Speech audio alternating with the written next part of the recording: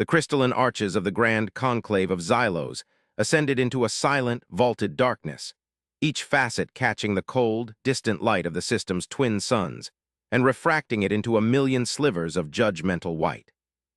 The air within the Hall of Ascendancy was thick with ozone and the almost imperceptible psychic residue of millennia of high governance.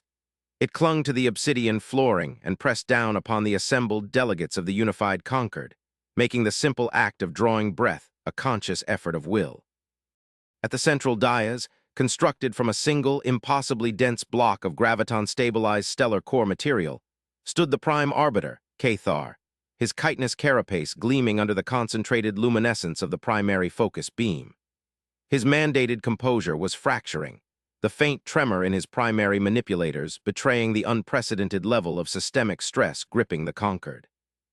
Before them floated the projection, a shimmering, complex holographic rendering of Sector Gamma 7, a region of space long considered stable, catalogued, and most importantly, safely irrelevant, until the arrival of the anomaly designated Sol 3.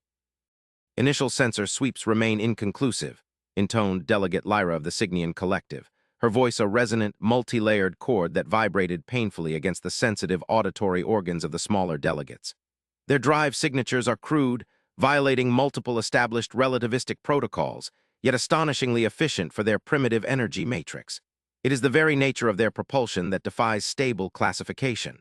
They arrive not by bending space, Lyra, but by tearing it crudely but effectively, and then stitching it back together with alarming speed.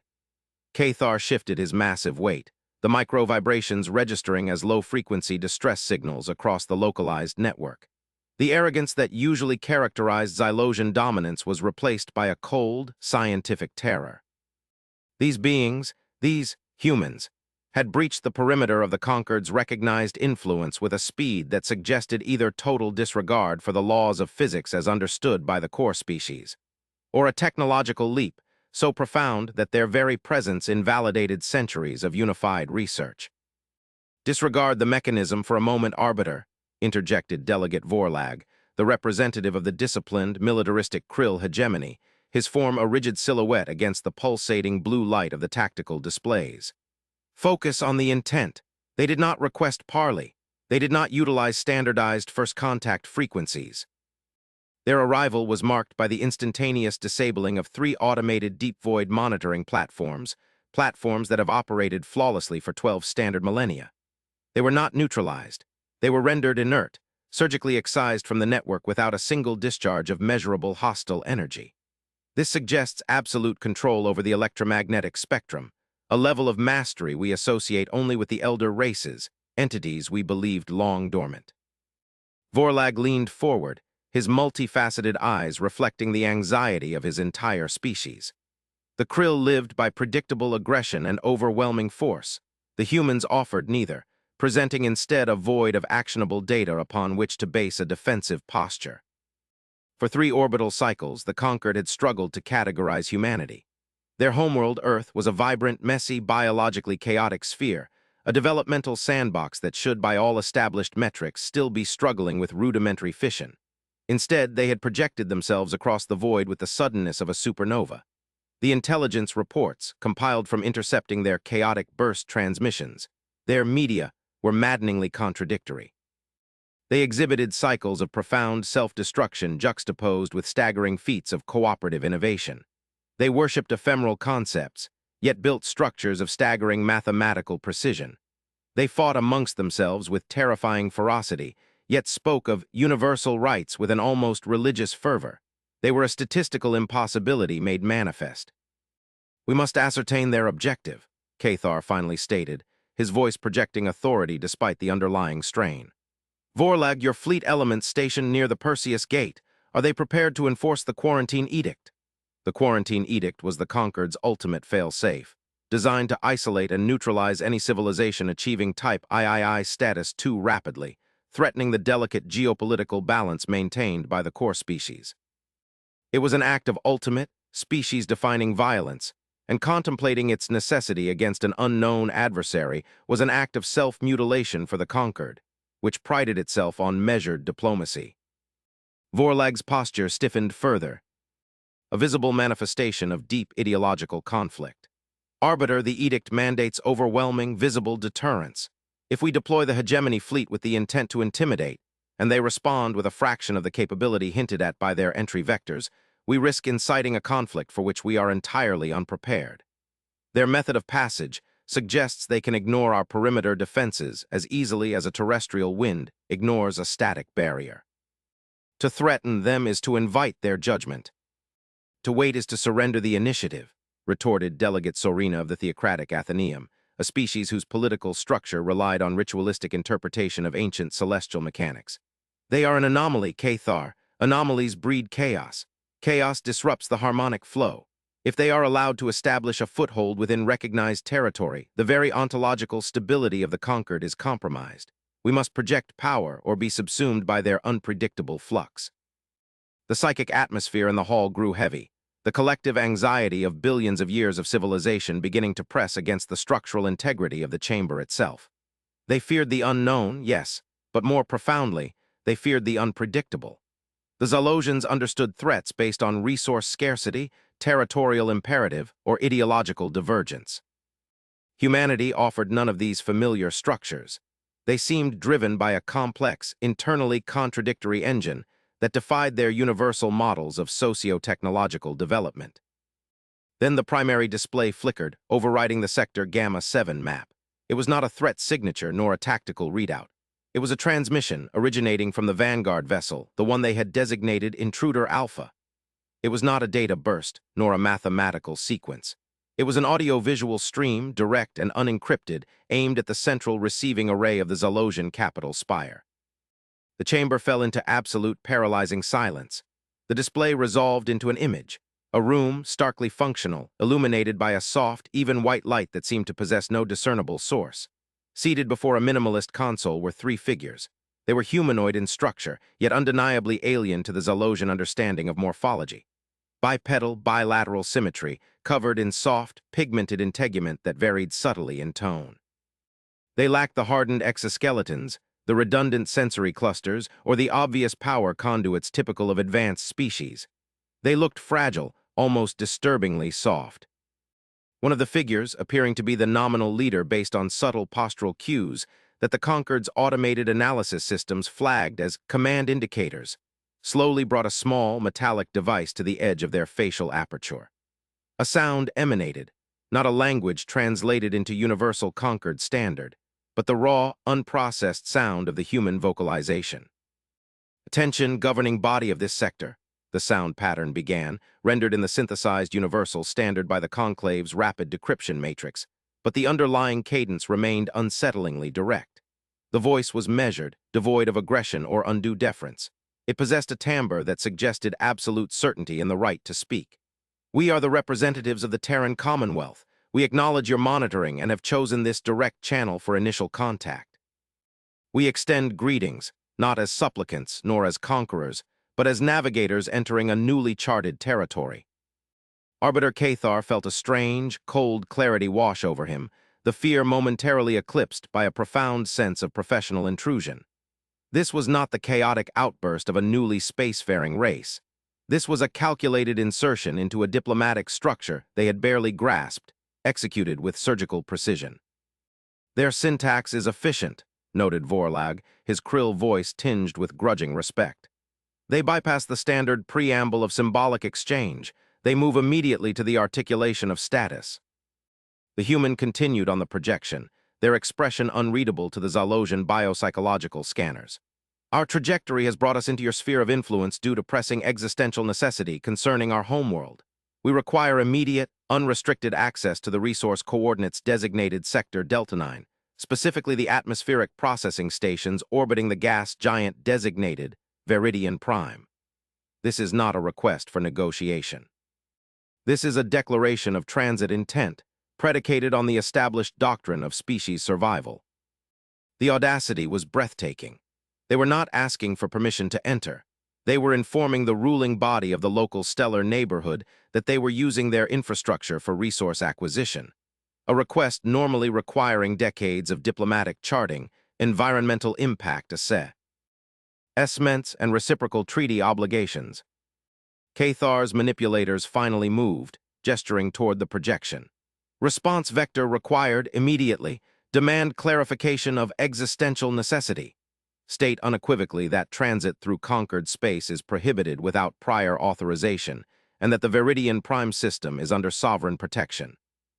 The human representative paused, their gaze seemingly fixed on a point beyond the immediate sensor array, as if listening to a distant command. Then, the human offered a slight tilt of the head, a gesture the universal database tentatively classified as acknowledgement of reception, but which felt entirely dismissive. "We appreciate the establishment of localized protocols," the human stated calmly, the synthesized voice smooth and maddeningly rational. "However, the doctrines you cite are predicated upon a concept of static territorial security that our current circumstances render moot. We are not engaging in territorial dispute. We are managing a catastrophic loss event. The atmospheric processors of Viridian Prime are required to facilitate the rapid deployment of necessary mitigation infrastructure for Earth." Lyra of the Cygnian Collective surged forward on her grav platform. "Mitigation? Explain your loss event. What catastrophic failure warrants such immediate, aggressive unilateral action against established conquered territories?" The human leaned slightly closer to the console, and a new data stream flooded the Conclave's network. A dense packet of information transmitted at a staggering rate, instantly parsed by the Conquered's quantum processors. It was a complete, unredacted diagnostic of the human homeworld's current geophysical state. The raw data was horrifying, not through exotic weaponry, not through stellar instability, but through geological and biological feedback loops accelerated by their own prior industrialization. The models showed an atmospheric collapse, accelerated volcanism, and a drastic reduction in planetary habitability projections within a standard Terran year. It was self-inflicted, devastating, and entirely irreversible through localized effort. "The data speaks for itself," the human concluded, their tone shifting subtly from declaration to somber explanation. "We have exhausted our capacity for slow recovery. Our planet is dying. We require the specific heavy isotopic compounds found in Viridian Prime's upper atmosphere to synthesize the particulate shielding necessary to stabilize our magnetosphere long enough for the generational arc projects to achieve orbital escape velocity. We have calculated that the impact of our evacuation on the surrounding spacefaring community is zero, provided you do not interfere with our transit vectors to the specified extraction points." A wave of shock resonated through the conclave. This was not the conquest of the strong, this was the desperate flight of the endangered. Yet the methodology remained terrifyingly efficient. They were exploiting a crisis to justify an invasion of vital economic assets. Vorlag's military instinct flared, overriding diplomatic caution. "This evacuation requires the mobilization of resources that will destabilize the existing supply chains throughout this quadrant. Viridian Prime is integral to the maintenance of the Krill outer defense grid. You propose to cannibalize our infrastructure based on your own internal failings." The human looked directly into the array, their eyes, deep pools of dark pigment, holding an unnerving stillness. "Delegate Vorlag, we understand the concept of supply chains. We are familiar with the interconnectedness of advanced polities. We also understand the concept of zero-sum survival. If Earth dies, we cease to exist. If we survive, we pay appropriate compensation, resource for resource, within 3 orbital cycles of stabilizing the primary existential threat.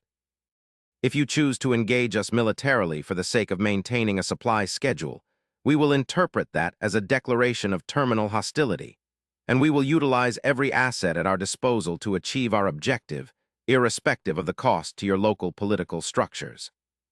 Cathar felt a chilling realization settle upon him. This was the human ethical calculus, absolute priority to the survival of their species, followed by an almost rigid adherence to a principle of transactional reciprocity. They were not inherently malicious. They were simply operating on a biological imperative scaled to galactic ambition. "Arbiter," whispered Lyra urgently, "their projected defensive capacity, derived from the energy signatures of their arrival, suggests that even a localized engagement by the Krill hegemony fleet would result in unacceptable attrition rates. They possess energy modulation capabilities that allow them to shunt localized kinetic impacts into alternate dimensional sinks. They are effectively immune to our conventional kinetic weaponry." The situate. Ion had inverted violently. The underestimated primitives were not merely advanced, they possessed technology that negated the core tenets of the Conquered's military doctrine. The fear in the chamber was now palpable, no longer focused on potential chaos, but on imminent, crushing defeat delivered by an entity whose motivations were terrifyingly clear. Survival at any cost, balanced by a strange, almost mathematical promise of future recompense.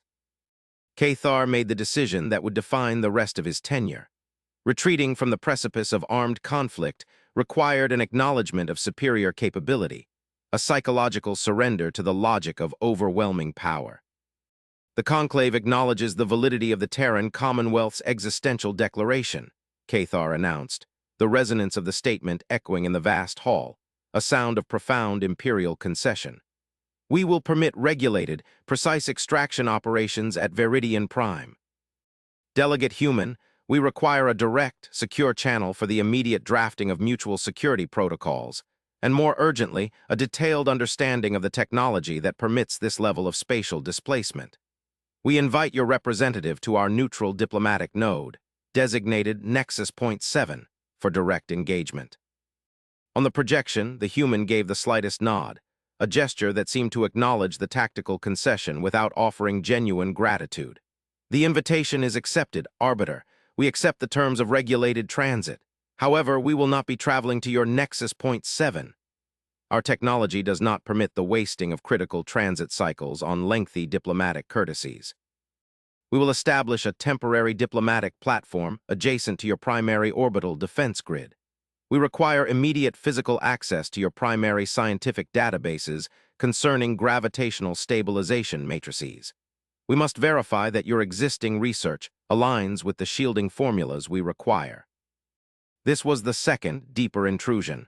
They were not just demanding resources, they were demanding access to the sacred, closely guarded intellectual property of the Conquered, the knowledge that sustained their supremacy. That, Vorlag stated firmly, his voice regaining a measure of force, is a non-negotiable infringement upon the proprietary knowledge of the core species. Our databases are shielded by layers of conceptual encryption. The human smiled faintly, a disconcerting baring of teeth that the Zalosians interpreted as a signal of imminent high-stakes negotiation or psychological dominance. Delegate Vorlag, we anticipated this resistance. Your conceptual encryption relies upon partitioning information based on known mathematical constants inherent to this spatial sector. We have observed your broadcasts for 3 standard centuries. We have mapped your conceptual frameworks. Your encryption relies on obscuring the true properties of the Planck constant within this local reality. We have already factored in your regional biases. We will provide the key to unlock the necessary access permissions in exchange for the raw processing power of your nearest dedicated research matrix. It is a transaction, data access for compute time. The silence returned, heavy and suffocating. The humans understood their physics better than they were letting on. They hadn't just stumbled upon advanced propulsion. They had reverse-engineered the fundamental constants of the local universe from long-range observational data, and in doing so had rendered the Conquered's deepest security layers obsolete before even meeting them face-to-face. They were not just technologically superior, they were epistemologically superior in this localized environment. Cathar realized that the definition of underestimated had just undergone a critical revision. Humanity was not a rising power. They were a reality-warping variable that had simply decided, for reasons of localized crisis, to declare their presence known. Agreed, Cathar whispered, feeling the immense weight of historical consequence pressing upon his carapace. We will grant compute access upon verification of your provided decryption key. Arrange the handover. The projection dissolved, replaced by the stark tactical map of Sector Gamma 7, now showing the small, impossibly resilient vessel of the Terran Commonwealth holding station near the void boundary. A single, arrogant pinprick on the map of established authority. The fear had not vanished, but it had crystallized into a terrifying, focused strategic assessment. Humanity was here, and the Conquered was already negotiating from a position of profound disadvantage. The establishment of the temporary diplomatic platform was an exercise in controlled claustrophobia. The human vessel remained at a fixed point, broadcasting a low-level energy signature that stabilized the local space around it, preventing any aggressive probing from the Nervo. Us Krill perimeter patrols. The platform itself was small, almost laughably so compared to the sprawling, multi-kilometer diplomatic stations of the conquered. It was a simple, geometrically perfect octahedron, devoid of ornamentation, projecting only the necessary environmental seals and communication conduits. Cathar did not lead the delegation. He sent the most specialized minds he possessed. Chief Logician Vex, a creature whose entire existence was dedicated to parsing existential contradiction, and Ambassador Thraxus, whose reputation rested on his ability to negotiate equitable concessions from species fundamentally opposed to compromise. They were instructed to proceed with utmost caution, prioritizing information acquisition over territorial defense. When Vex and Thraxus entered the airlock of the human platform, the atmospheric transition was instant and jarring. The air was thick with breathable oxygen, pressurized to a standard that felt almost heavy, and the temperature was surprisingly warm. The environment was almost deliberately hostile to the non-human physiology of the delegates, requiring immediate deployment of localized field regulators. The human representative from the transmission, who introduced himself via auditory identification as Commander Jian Li, stood waiting in the central communication chamber. The room was bare save for a large central table, a solid slab of polished wood, an organic material strangely absent from high-level conquered technology. Li wore the same simple, functional uniform, his posture relaxed to a degree that bordered on insult. "Welcome, delegates," Li said, his voice retaining that unnerving clarity.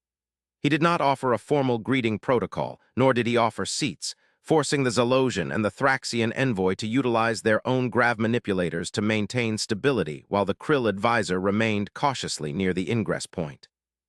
Vex, the logician, initiated the exchange, bypassing Thraxus's diplomatic preamble. "Commander Li, we have executed the decryption key transfer. The compute time allocation is engaged. We require immediate confirmation of the veracity of your stated crisis. The scale of resource expenditure you project requires verification that outweighs the political risk of sharing our deep physics archives." Li steepled his hands upon the wooden table. "Your caution is noted, Delegate Vex, and is understood within the context of your geopolitical priorities. However, understand this. We do not seek to deceive you regarding our condition. Deception requires the capacity for sustained subterfuge, a luxury we cannot afford when staring into an extinction event. We will provide full, transparent access to the Earth's historical and current sensor logs relevant to the magnetosphere degradation and the resultant atmospheric destabilization. You will see the projections, mathematically verified by your own systems utilizing the data we provide." Li tapped a control on the table's surface, and the wall opposite him dissolved into a cascade of incredibly dense, layered data visualizations. A projection of Earth's magnetic field lines twisting, weakening, overlaid with simulations of incoming solar particle flux that would effectively sterilize the surface within months. Thraxus, the ambassador, finally spoke, his voice a silken blend of authority and concern. "Commander, the ethical implications of your rapid resource appropriation are secondary only to the geopolitical instability it will cause. You speak of payment of reciprocity. What guarantees do you offer that transcend mere promise? Your civilization is young. Your systems of governance appear inherently unstable, shifting focus based on internal factional conflicts that we have observed for centuries." Li turned his attention fully to Thraxus, his expression shifting to something deeper, something that suggested the weight of responsibility beyond mere planetary politics. "Ambassador Thraxus, our species is young, yes. We are volatile, yes. We are imperfect, certainly. But our stability is not derived from rigid adherence to inherited dogma, as appears to be the case with the conquered. Our stability is derived from a species-wide, albeit often painful, capacity for self-correction and ruthless application of logic when faced with extinction. When the data confirms a necessary action, the argument, however loud, eventually ceases." He paused, letting the sheer weight of that statement settle. This was the human difference. They did not seek harmony through suppression of dissent. They achieved consensus through the forced alignment with verifiable reality. "Regarding guarantees," Li continued, his voice dropping slightly in register, "we offer a commitment rooted in our own self-preservation. If we fail to honor the restitution agreement, it means we have failed to stabilize Earth, and thus we become a non-factor in your strategic calculus. We will have nothing left to offer, nor any city to threaten you further. If, however, we succeed, we will be a fully functional, spacefaring entity, indebted to the conquered for its necessary forbearance. We will honor the debt because to do otherwise would be to discard the only pathway to survival we have established. We operate on long-term strategic viability, not short-term gain. Vex interrupted, his processors racing to integrate this alien philosophy. The concept of ruthless application of logic when faced with extinction, this is concerning. We observed historical data indicating frequent internecine conflict. How do we reconcile this inherent belligerence with your current stated diplomatic posture? Lee leaned back, a flicker of something akin to weary frustration crossing his features. Delegates, you are analyzing our past through the lens of your current perceived stability. You view our internal struggles as proof of inherent flaw. We view them as the necessary friction required to forge the necessary solutions. Every conflict, every near catastrophe, served to refine our collective ability to identify and eliminate existential threats. We are, genetically and culturally, engineered for crisis response. That is why we are here now, having achieved interstellar capability in a fraction of the time your historical projections suggested was possible for a species of our biological fragility. He then presented the core of his argument, the great, unspoken truth that the conquered's rigid hierarchy had perhaps prevented them from fully internalizing. You, the conquered, have achieved stability through managed stagnation. You have eliminated conflict, but in doing so, you have eliminated the evolutionary pressure that creates true innovation. Your technology reflects mastery of known physics. Ours reflects the desperate need to break the constraints of known physics. We are not chaotic, we are simply accelerated.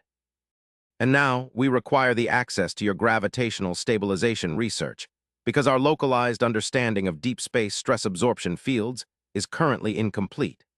We can calculate the necessary structural mass, but we lack the theoretical framework to build it efficiently without creating dangerous resonance cascade failure upon deployment. The reveal was profound. Humanity needed the conquered's accumulated theoretical knowledge, the abstract, foundational mathematics that the core species had been perfecting for millennia, to complete a project driven by their raw, pragmatic engineering prowess. It was a necessary exchange, human brute force efficiency meeting conquered theoretical depth. Thraxis saw the opening. If we provide access to the stabilization matrix schematics, the very blueprints that define the architecture of our core systems, what assurance do we have that you will not immediately apply that knowledge to deconstruct the architecture of our defense grids? Lee looked directly at Thraxis, and for the first time the human offered a gesture that was universally understood, an open hand, palm up. Ambassador, we are in transit, we are wounded, we need survival, not conquest. Conquest requires establishing a sustained presence, mobilizing vast logistical chains, and engaging a prepared enemy. We have neither the time nor the inclination for galactic war at this moment. Our warning is genuine. Interfere with our evacuation, and we will fight with absolute ruthlessness to survive. But cease interference, and we will depart, paying our stipulated debt, leaving your territory untouched. He paused, letting the raw honesty of the threat and the plea settle. We are not presenting ourselves as benevolent partners, delegates. We are presenting ourselves as a massive, unstoppable force of nature that currently requires only a brief path to bypass. Do not mistake our transactional clarity for weakness, nor our desperation for barbarism. We adhere to the principle. We will not waste resources on unnecessary destruction, but we will expend everything to survive. Vex initiated the transfer of the human-provided decryption key. The process took only moments. The data streamed directly into the Krill Advisor's terminal, which immediately began cross-referencing the human solution with known conquered physics. A low, internal alarm began sounding on Vex's own diagnostic systems, an alarm that screamed validation. The human decryption key did, in fact, unlock the deepest layers of their gravitational physics archives, proving that humanity possessed a fundamental understanding of the universe that bypassed centuries of conquered accretion. The key is valid, Vex confirmed, his voice flat with awe. Commander Lee, your understanding of the unified field harmonics is disconcerting. It appears to operate outside the accepted limitations of the local spacetime manifold, suggesting a radically different path to theoretical completion. Lee inclined his head. We found shortcuts, delegates. Necessity breeds elegant solutions. The agreement was ratified with brutal speed. Within the span of a single Terran solar day, the Zalosian Council granted limited, monitored access to the Viridian Prime system for specific, localized extraction operations. The Krill maintained a perimeter presence, but under strict orders from Cathar, orders born of existential dread, to maintain observation only unless direct sabotage of the human effort was detected. The subsequent weeks were a masterclass in cultural and technological dissonance. The human extraction vessels were small, appearing almost fragile compared to the massive, self-sustaining orbital refineries of the conquered. They moved with incredible speed and precision, utilizing localized field distortion bubbles, the very technology whose theory they had purchased, to shunt away harmful radiation and stabilize their extraction drones in the violent Jovian atmosphere of Viridian Prime. Cathar, along with a small contingency of Zalosian political observers, relocated to the human diplomatic platform to monitor the negotiations regarding the inevitable compensation structure. The platform, sterile and functional, emphasized the psychological gulf between the species. Ambassador Thraxis attempted to engage Commander Lee on the philosophical underpinnings of the human, warning. The clear, almost self-sabotaging communication they had sent before arrival, detailing the state of Earth. Commander, Thraxis pressed, observing Lee as he meticulously reviewed the spectral data from the extraction process. The transmission sent to the Conclave prior to your arrival, the detailed exposition of Earth's impending failure. Why share such sensitive, demoralizing data? Why not mask your desperation, arrive with a fabricated story of benign exploration, and then seize what you required? Lee looked up, his expression conveying a deep, almost spiritual weariness. Ambassador, you misunderstand the nature of the human warning. That was not a diplomatic maneuver designed to soften your resolve. It was a statement of fact, delivered with the utmost clarity, precisely because it was the most efficient means of resource acquisition. Efficient? Thraxis questioned, bewildered. How is broadcasting your terminal condition efficient? Because, Lee explained patiently, tapping the wooden table, the primary threat to any interstellar power is the unknown variable. If we had masked our intent, if we had sent a deceptive signal, your protocols would have dictated a protracted investigation. Sending probes, deploying diplomatic envoys, engaging in protracted analysis that would consume months of our remaining time. We would have been forced to fight through layers of bureaucratic skepticism and defensive maneuvering. But by providing the unvarnished truth, Lee continued, his voice resonating with profound, dark logic, we immediately shifted the operational parameters of your entire political structure. You were forced to choose between two clear choices: immediate, costly war against a determined, desperate entity, or controlled concession for future, guaranteed reimbursement. By presenting the catastrophic data first, we preempted the period of uncertainty that your species, and indeed most stable galactic polities, rely upon to process threats. We forced an immediate calculation. Is the momentary loss of access to Viridian Prime worth the risk of engaging an opponent willing to fight to extinction? Thraxis felt a chill that surpassed any Zalosian environmental variance. Humanity did not just calculate risks, they weaponized the very structure of decision-making in other species. They leveraged the inherent caution of stable empires against their own frantic need to survive.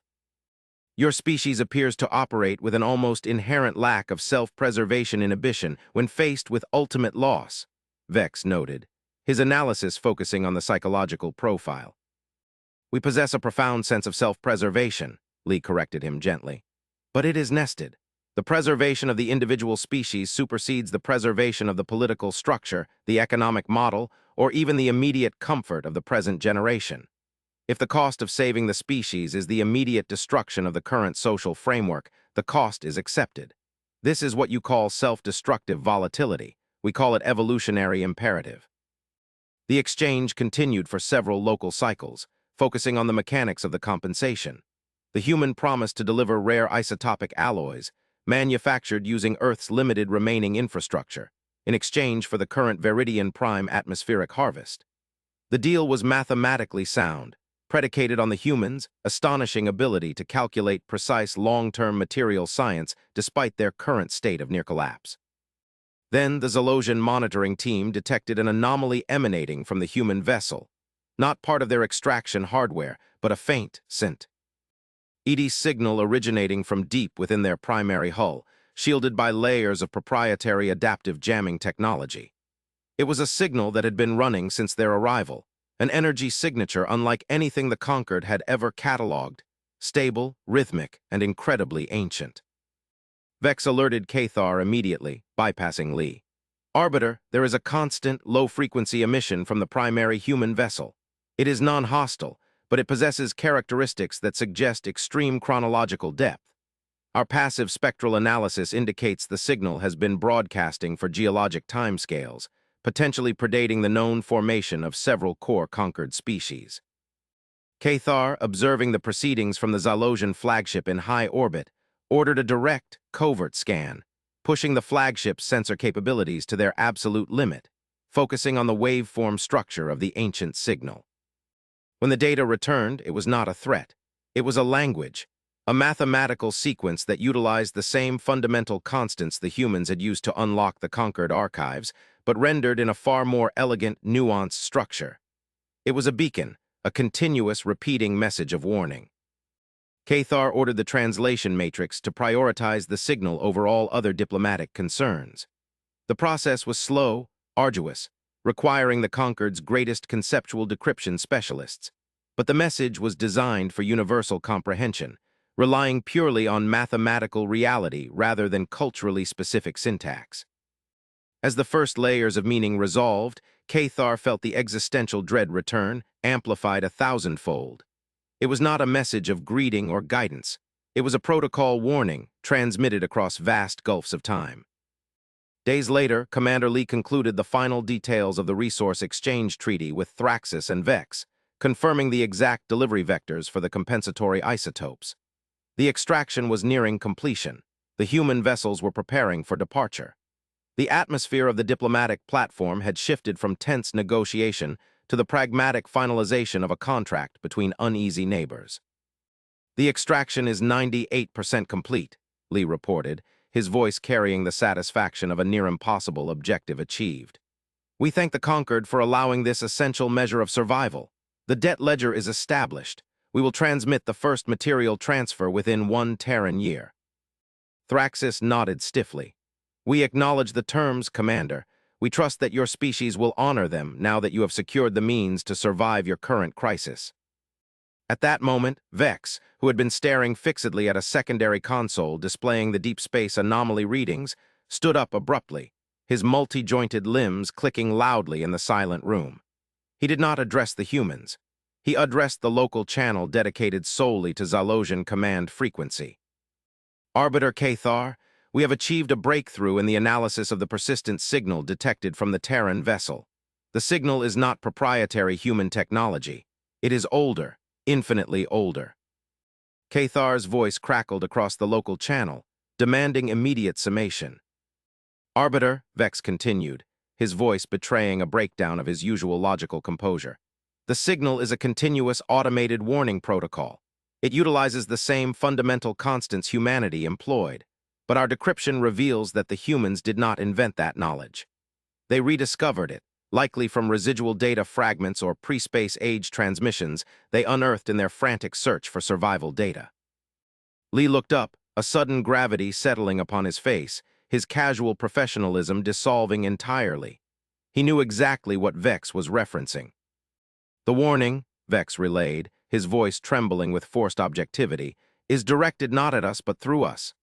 It details the characteristics of a force that manipulates the fundamental constants of localized space-time manipulation, the exact mechanism by which the humans achieved faster-than-light transition, the tearing of space. The warning describes this force as the Null Weavers, an entity that consumes civilizations that achieve high-level, non-linear spatial manipulation without first achieving a corresponding, ethically sound social cohesion. The implication hung in the air. Humanity's desperate, chaotic leap across space, fueled by their internal contradictions, had painted a target on their back, and by extension on the entire region of space they had just entered. Lee stood up, moving away from the table, his posture now rigid, mirroring the posture of the krilled delegate Vorlag in the conclave hall. Delegates Vex, Thraxis, you must cease the extraction immediately. The Viridian Prime system is now compromised by our presence. We have triggered the alert. Thraxis was aghast, Triggered an alert, Commander, you. Admitted you were fleeing destruction. What new threat supersedes your own species, survival? Lee turned to them, the weight of his entire species, history and future now resting on this moment of terrifying clarity. You were concerned about our internal conflicts, our savagery, our unpredictable nature. You were right to be concerned about us, but we were only the symptom, the precursor event. He gestured toward the deep space sensor readouts Vex had been monitoring, readouts that were now registering a massive, systemic distortion, accelerating toward Sector Gamma 7, moving far faster than the human's crude transit method. The signal we were broadcasting, the one you intercepted, is our emergency protocol. When we achieved the physics necessary to bypass the speed of light without the prerequisite ethical foundation, we inadvertently activated an ancient, automated defense beacon left by the race that built this cosmic framework. They were not trying to preserve stability. They were trying to hide from something that hunts instability. Lee met their stunned gazes, one final, devastating piece of information laid bare. The Null Weavers do not target stable, compliant polities like the Conquered. They target civilizations that demonstrate the capacity to tear reality without having first mastered their own internal nature. They see potential disruption. We, humanity, were the perfect bait. By forcing our way into your territory using technology we did not fully comprehend, we drew their attention directly to the heart of the Conquered. Cathar's voice finally broke through the local channel, strained with disbelief and dawning horror. Commander Lee, you deliberately lured an ancient, existential threat toward our core systems in the act of saving your own species. Lee did not flinch under the Arbiter's transmitted wrath. Arbiter, we did not lure them to you. We drew their attention to us. But in using the physics that alerted them, we have inadvertently placed the entire region in immediate danger. They track the signature of high-energy, nonlinear transition. They are coming for the origin point of the signal, which is now anchored to the Viridian Prime system, where we are currently drawing immense energy for stabilization.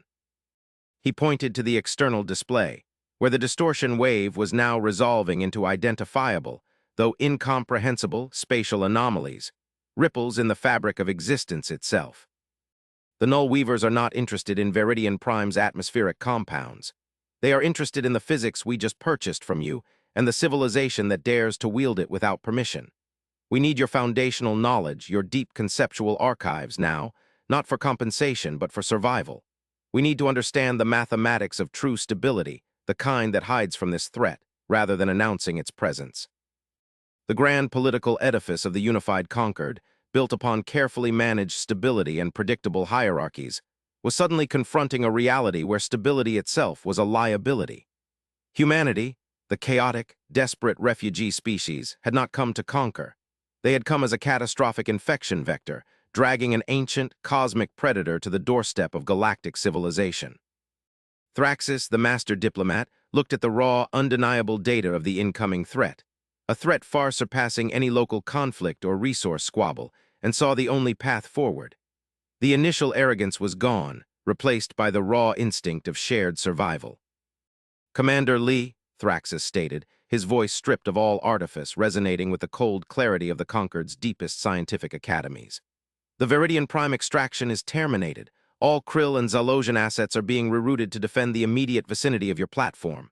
Delegate Vex, redirect all processing power immediately to analyzing the Null Weaver signal. Arbiter, Har, prepare the primary defense fleets. We will share everything. We must learn rapidly how to become invisible. The human commander nodded slowly, a grim satisfaction mixing with profound relief evident in his stance. Thank you, Ambassador. We feared this. We require the stability you built over millennia. We will provide the urgency you currently lack. Together, we might yet learn how to disappear before the architects of universal order decide that a chaotic leap is unforgivable.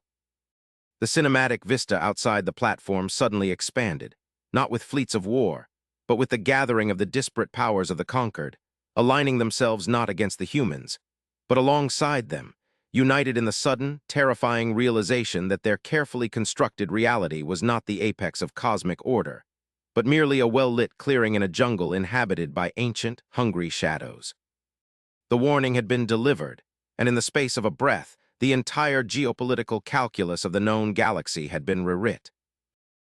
Pivoting on the desperate, chaotic flight of a single, doomed world. The battle for Earth was over. The struggle for existence in the face of the Null Weavers had just begun.